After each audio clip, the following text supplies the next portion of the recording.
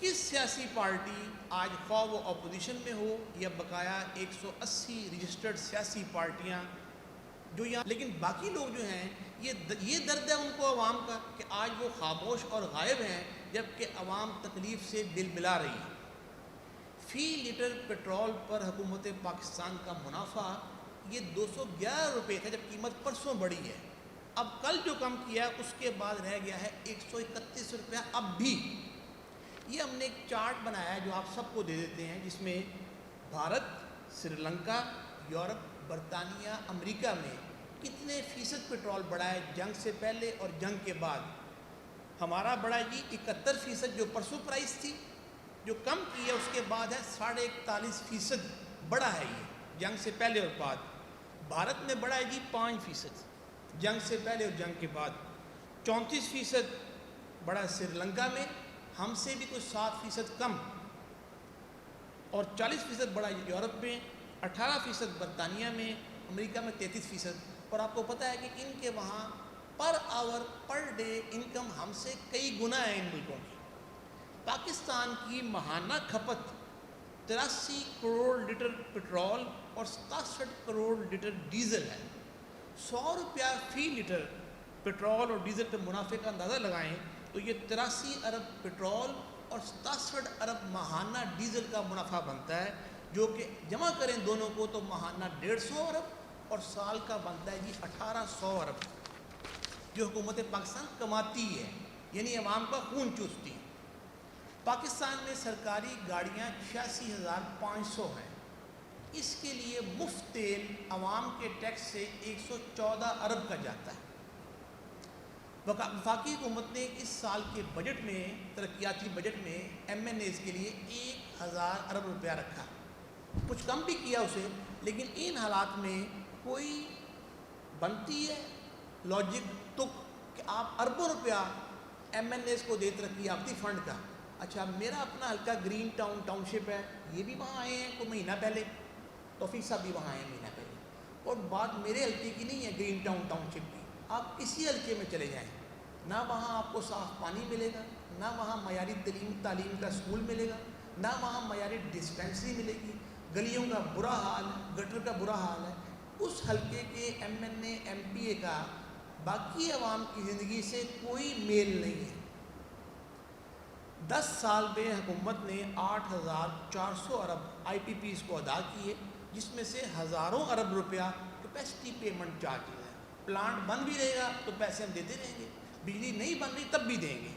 یہ آئی P Ps کے مالک کون ہیں؟ حکومتی خاندان اور پاکستانی اشرافیہ یعنی بدماشیہ۔ آئی ایم ایف کی حالیہ رپورٹ کے مطابق پاکستان کی جی ڈی پی 400 ارب ڈالر ہے، اور آئی ایم ایف کی رپورٹ یہ کہہ رہی ہے کہ آپ کی سالانہ کرپشن 6.5% یعنی 22 ارب ڈالر ہے۔ آئی ایم ایف سے آپ بھیک مانگتے ہیں کہ ہمیں 5 سال کے لیے 5 ارب ڈالر قرضہ دے دیں سود پہ۔ ہماری پنجاب کی چیف منسٹر صاحبہ نے مہینہ پہلے 11 ارب روپے کا جہاز لیا عوام کے ٹیکس کے پیسے سے، 2 کروڑ روپیہ، بدہ صاحبہ آ جائیے ویلکم، 2 کروڑ روپیہ پائلٹ کی تنخواہ ہے ماہانہ اور 2 پائلٹ، اور کل ہی انہوں نے کہا جی میں گائے کے گوبر پہ بھی ٹیکس لوں گی۔ پنجاب میں موٹر سائیکل چلانے والے حضرات کے لیے چالان کی بھرمار ہے، اور چالان کی رقم بھی کئی گنا بڑھا دی گئی ہے جرمانے کی۔ کیا اسی طرح آپ نے غریب عوام کا خون چوسنا ہے؟ اور خواجہ آصف کہتے ہیں کوئی شرم ہوتی ہے کوئی حیا ہوتی ہے۔ اکتوبر 99 میں، آج سے 27 سال پہلے، پاکستان کا کل قرضہ 3000 ارب اور واجبات، قرضہ اور واجبات 3000 ارب تھے، آج 1.5 لاکھ ارب ہے، یعنی 50 گنا بڑھ گئے ہیں۔ ہم نے پچھلے سال، اس سال بجٹ میں 8300 ارب روپیہ سود ادا کیا ہے، اگلے سال ہم 10,000 ارب سود ادا کریں گے۔ اچھا یہ جب جنرل مشرف تھے تو 3000 تھا، وہ گئے ہیں تو یہ پہنچ گیا 9 سال بعد 6000 پہ۔ زرداری صاحب گئے ہیں 5 سال بعد تو یہ ہو گیا 14,000 ارب۔ میاں صاحب گئے ہیں 5 سال بعد تو یہ ہو گیا 24,000 ارب۔ خان صاحب گئے ہیں 3.25 سال بعد تو یہ ہو گیا 44,000 ارب۔ آج اس سے قریباً 4 گنا ہے، تو یہ 500 ارب ڈالر بنتا ہے، 1.5 لاکھ ارب پاکستانی روپیہ۔ اچھا کس کی پراپرٹیاں بن گئیں, کس کے اکاؤنٹس بھر گئے؟ آپ کا ہمارا تو وہی حال ہے. آخر میں آپ سب سے یہ دست بستہ اپیل ہے کہ ملک گیر عوامی احتجاج ہی حکومت کی ظالمانہ معاشی پالیسیز کا حل ہے. گھروں, کمروں اور دفتروں سے نکلیں اور سوشل میڈیا کا استعمال بھی کریں, ورنہ ظالم ظلم بڑھاتا رہے گا, عوام کو کمر کسنی ہوگی. آپ میڈیا پریس کے دوستوں کا تعاون درکار ہے, تبھی ان عوام دشمن حکمرانوں سے جان چھڑوا سکیں گے. اور آخر میں ہمارے عوامی انقلابی شاعر حبیب غالب نے کیا کہہ دیا 60-70 کی دہائی میں کہ حکمراں بن گئے کمینے لوگ, خاک میں مل گئے نگینے لوگ. آپ کا بہت شکریہ. کسی کا کوئی سوال ہے ضرور کریں. اپنا بیٹا, یہ بیٹا جی میرا بڑا, اس کو میں ساتھ لایا ہوں, اس کی ٹریننگ بھی ہو بیٹا, یہ آپ ان کو دے دیں دوستوں کو.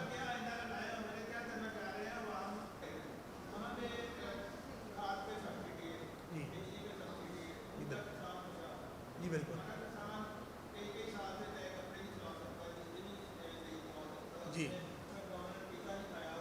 جی جی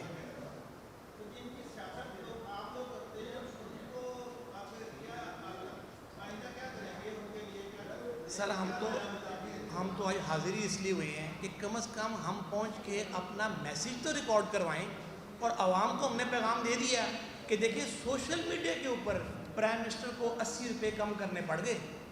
اگر یہ عوام روڈ پہ ہوتی تو یہ 80 روپے کم نہ ہوتے, جو بقایا رہ گئے 131. سوشل میڈیا نہیں, سوشل میڈیا پریشر.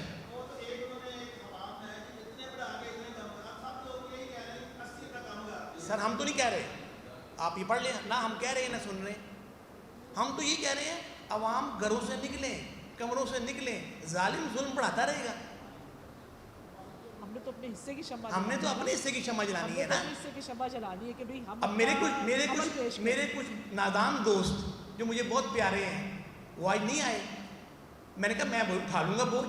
یہ دیکھیں میرے ساتھی جو مجھے پچھلے 7-10 سال سے جانتے ہیں, آپ لوگ مجھ بھی کئی مجھے پچھلے 5-10 سال سے جانتے ہیں, میں کہا آپ نہ اٹھائیں بوجھ, میں اٹھا لوں گا. وہ کئی نادان دوست بزرگ جو ہیں وہ آپ کے ہمارے مشترکہ بھی ہیں.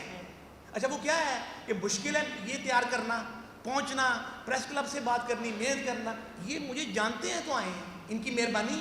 کس لیے آئے ہیں کہ یار یہ بندہ اپنی ذات کے لیے ایفرٹ نہیں کر رہا. اس کا مسئلہ اپنی گاڑی کا پیٹرول نہیں ہے, اس کا مسئلہ 85% وہ لوگ جو موٹر سائیکل استعمال کرتے ہیں ان پہ ظلم ہو رہا ہے. ان کا مسئلہ, اس بندے کا مسئلہ وہ ہے. اور کوئی سوال؟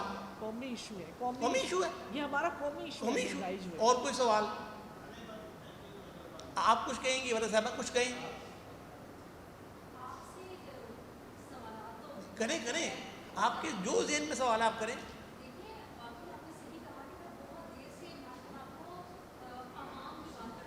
جی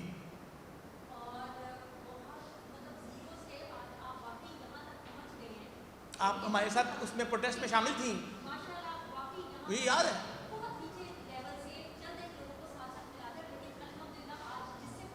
جی جی جی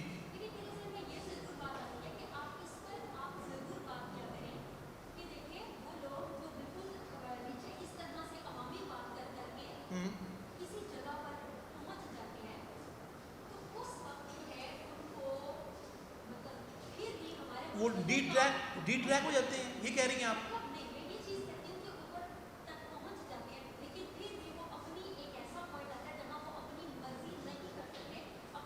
میرے خیال میں بتا صاحبہ وہ اس کی وجہ میرا خیال یہ ہے, اس کی وجہ یہ ہے, سن لیں میں سوال سمجھ گیا ہوں آپ کا. توفیق صاحب میری پارٹی آفس جب اوپننگ ہوئی تھی, یہ کتب صاحب بیٹھے ہیں, پوچھیں ان سے, یہ آپ کے ساتھ بیٹھے ہیں. میری پارٹی کی اوپننگ ہوئی تھی 2 جنوری 2022. اب بڑی حوصلے سے بات سننی آپ نے سوال بڑا مشکل کیا ہے. عمران خان صاحب کا اس وقت 10 سال کا پلان تھا. آپ بھی سن لیں صافی صاحب, آپ بھی سن لیں. محترم عمران, یہ بھی میرے دفتر آئے ہوئے ہیں وہاں پہ. عمران خان صاحب کا اس وقت 10 سال کا پلان تھا جنرل فیض حمید کے ساتھ, جنوری 2022. یہ گئے ہیں اپریل میں. تب کوئی ایسی لڑائی نہیں تھی باجوہ کی، فیض حمید کی، عمران خان آپ اب آئے لیٹ کی. یہ میرے پارٹی آفس اور یہ کتب صاحب بیٹھے ہے ہیں، کہ آپ یہ آئے آئے اتنی تھے. لیٹ ہیں. تو وہاں کچھ لوگ آئے جو 6.5 فٹ کے آپ پنڈی سے آئے. سارا تو ہوگا پیچھے. کتب صاحب یاد ہے آپ کو؟ جی جہاں میں غلط ہوں مجھے بتا دیں. تو مجھے کہنے لگے یار عمران خان کو 2.5 لیا سی کہ تانوں بھی 2.5 لانگے کیڑی گل ہے. اچھا میں جب جذبات میں ہوں نا تو میں پھر اردو نہیں بولتا. کیا بولتا ہوں؟ انگریزی.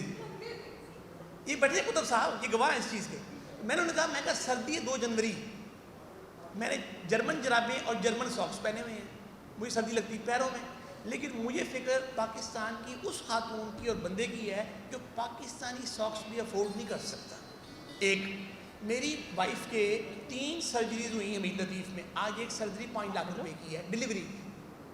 اور میرے بچے سردیوں میں روز صبح دوپہر شام انڈا کھاتے ہیں، لیکن مجھے اس بندے کی فکر ہے جو ساری سردی بچوں کو انڈا نہیں دے سکتا.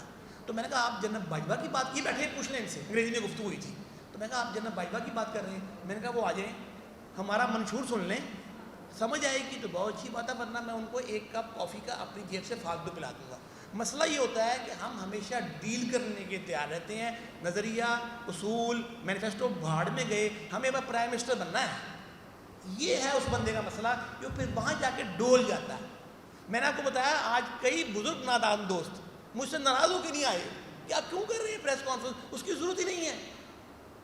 میں بتا رہا ہوں آپ کو، یہ پوچھے گواہ بیٹھے ہیں، سر میں غلط کہہ رہا ہوں؟ وہ مجھ سے ناراض ہوئے ہیں، آپ پریس کانفرنس کر رہے ہیں، یہ تو حالت ہی نہیں ہے پریس کانفرنس، یہ تو جنگ چل رہی ہے، آپ ملک کے خلاف ہیں. میں کہتا ہوں ملک کے خلاف نہیں ہوں، میں کہہ رہا ہوں اپنی عیاشیاں بند کرو تاکہ وہاں پہ ظلم بند ہو. وہ نہیں آئے. میں کہا میں اکیلے کوئی اٹھا لوں گا. یہ دیکھیں میں اکیلا ہوں. یہ ہے کرنے والا کام. یہ میرے دوست بھی ہیں، میرے رہنما بھی ہیں، میرے خم خیال بھی ہیں. اور کسی سے کوئی سوال آپ ان سے بھی کر سکتے ہیں، بلکہ میں چاہوں گا 1-1 منٹ یہ گفتگو بھی کر دیں. آپ کر لیں پہلے محسن سے. جی ضرور بولیں. نہیں ماشاء اللہ آپ نے ساری بات بتا دی ہے، جو ہمارا کرنے کی غرض و غایت ہے وہ بتا دی ہے کہ بھئی ہمیں مہنگائی ہو یا نفاذ اردو ہے انگریزی کے خلاف کرنا ہے. یہ ہمارے قومی ایشوز ہیں ہمارے، چاہے وہ کسی پارٹی سے رکھتا ہو، وہ سب مہنگائی کے چکر تعارف کریں اردو تحریک کا. ہاں ہم لوگ دیکھیں، میں قومی زبان تحریک کے لیے ہم کام کر رہے ہیں. پاکستان میں انگریزی کی بالادستی کے خلاف کام کر رہے ہیں کہ پاکستان میں سب سے بڑی تقسیم کا ذریعہ معاشی ناانصافی کو انگریزی ذریعہ تعلیم ہے. ٹھیک ہے، جو بچہ ایچ میں پڑھ رہا ہے چاہے اس کا کک بھی نہ آتا ہو، لیکن چونکہ ایچ کا ہوگا، وہ لمز کا ہوگا، فاسٹ کا ہوگا، اردو میڈیم پڑھا ہوا تو اس کے لیے کوئی مستقبل پاکستان میں نہیں ہے. ہم اس معاشی ناانصافی کے لیے عملی طور پر جد و جہد کر رہے ہیں.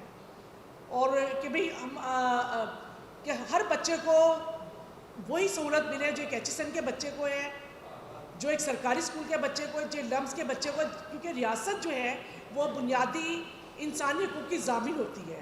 تعلیم دینا اس کا ہر بچے کا بنیادی حق ہے. اور افسوس کی بات یہ ہے کہ پاکستان میں سرکاری تعلیمی ادارے دھڑا دھڑ جو ہے اس کی تعلیم اس کی نجکاری ہو رہی ہے. پرائیویٹ مافیا کو دے جا رہے ہیں، بچوں کو پڑھائیں گے، اور سرکاری تعلیمی ادارے اس کو دینا سراسر آئین شکنی ہے.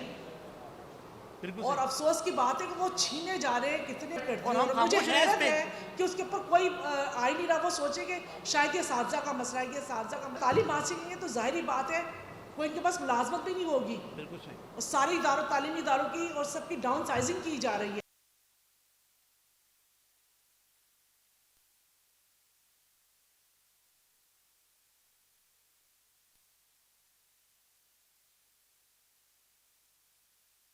گھر میں کھانا پکنا ہے، چولہا چلنا ہے، یہ نہیں چلنا. یہ موجودہ صورتحال ہے اس وقت عام آدمی. پاکستان کے مزدور کے ساتھ جو پالیسیز انہوں نے اڈاپٹ کی ہیں اس کے نتیجے میں جو ان کے ساتھ ہوا ہے پچھلے 1 سال کے اندر وہ بھی آپ دوستوں کے سامنے ہے. دھکیل دیا جاتا ہے، لیبر تنظیموں کو جبر کے ساتھ پیچھے دھکیل دیا جاتا ہے. پولیٹیکل وکٹمائزیشن ہو رہی ہے اور ایک جبر کا الزام جو ہے وہ مسلط ہے پاکستان کے اوپر. ہم چھوٹی آوازیں ضرور ہیں، عام آدمی کی آواز بن کر، لیکن اپنی آواز کو ہمیشہ عام آدمی کے ساتھ ہی جوڑنے کی کوشش کرتے چلے آ رہے ہیں. آپ دوستوں سے بھی یہ درخواست ہے کہ یہ جو پیٹرول پمپ گرا ہے 1 رات پہلے، یہ پیٹرول پمپ عام آدمی کی قبر توڑ کے رکھ دے گا، عام آدمی کی زندگی اخیراً ہو جائے گی. لہٰذا خدا نہ اس بات کو سمجھنے کی کوشش کریں. آپ کے پاس جو پلیٹ فارم ہے صحافت کا، اخبار کا، ڈیجیٹل میڈیا کا اس کے اندر عام آدمی کی آواز کو شامل کریں تاکہ عام آدمی اویئر ہو اور وہ اس ظالمانہ نظام اور جبر کی حکومت کے خلاف باہر نکلے، سڑکوں پر آئے، احتجاج کرے، اور وہ چھوٹی پارٹیاں جو ہمیشہ عوامی مفادات کے لیے بات کرتی چلی آ رہی ہیں شاید ان کی آواز بھی لوگوں تک پہنچے اور وہ اپنی آواز میں اپنی آواز کو شامل کرتے ہوئے کل کو ایک بڑی پارٹی بن جائے اور اس جبر اور ظلم اور یہ نون لیگ ہے اور یہ پیپلز پارٹی ہے، یہ زرداری خاندان، یہ نواز شریف خاندان، یہ ملٹری ڈکٹیٹر، ان سے جان چھوٹے، ایک طرز حکمرانی عوامی سطح پر بھی آئے، عوام روز کو ڈھونڈتے ہیں تاکہ اس ملک کو بھی ایک پیٹرن پر ڈالا